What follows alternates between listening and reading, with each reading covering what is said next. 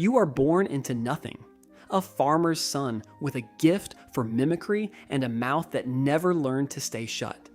You can do the miller's stutter, the priest's wheeze, the way the bailiff clears his throat before he lies. The other children laugh. Your father does not. He tells you that gift will get you killed one day. He is almost right and almost wrong at the same time. A traveling lord's steward stops at your village on his way back from a hunt. He hears you mock the priest, word for word, down to the stutter, in front of half the church. He laughs until he can't breathe. 3 days later, a cart comes for you. Your mother packs a bag she can't afford to fill.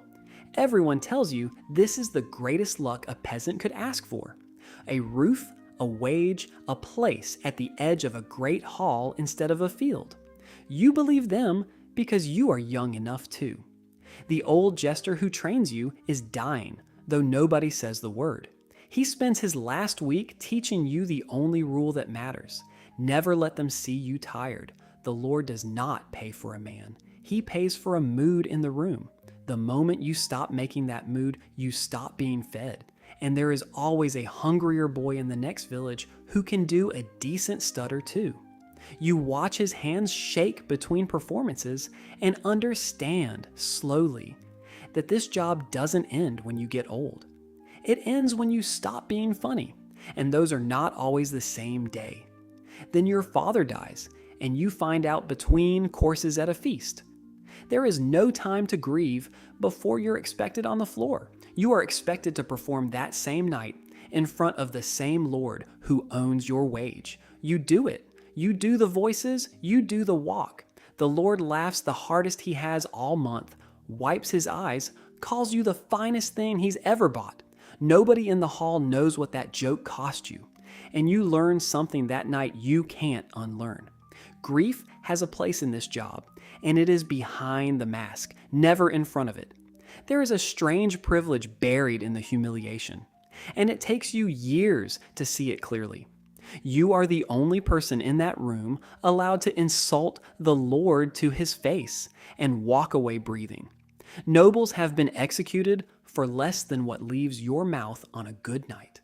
Court fools have talked kings out of wars, talked tyrants out of executions, said the one true sentence nobody else in the castle had the spine to say, wrapped in a joke so it could survive being said out loud.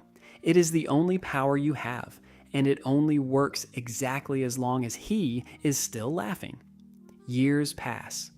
A younger fool arrives, sent by a rival house as a gift. He is sharper than you were at his age, and crueler. He doesn't just mimic people, he humiliates them, picks the one true insecurity in the room and presses on it until the hall is roaring. The Lord likes it more than he ever liked your version of the job. You watch your own bells go quiet in the corner for the first time in years, while a boy who reminds you of yourself takes the floor you built. One night, worn down and half not caring anymore, you make a joke that lands wrong, not too cruel. The hall doesn't laugh. It goes completely silent, and in that silence you feel, for the first time since the cart came for you as a boy, exactly how much your entire life has always depended on other men's amusement. One sentence, and the ground you've stood on for 20 years disappears. You survive that night, not entirely sure why. Maybe the Lord needed the room to remember he could forgive as easily as punish. Maybe you were simply still useful. Either way, you finally learn the actual shape of the job you've spent your life inside. You are the only honest voice allowed in a room built entirely on flattery, and the only currency that honesty is permitted to be paid in is laughter. The moment the laughing stops, you were never anything more than a beggar wearing bells, dressed up enough that nobody at the high table has to think about what you actually are.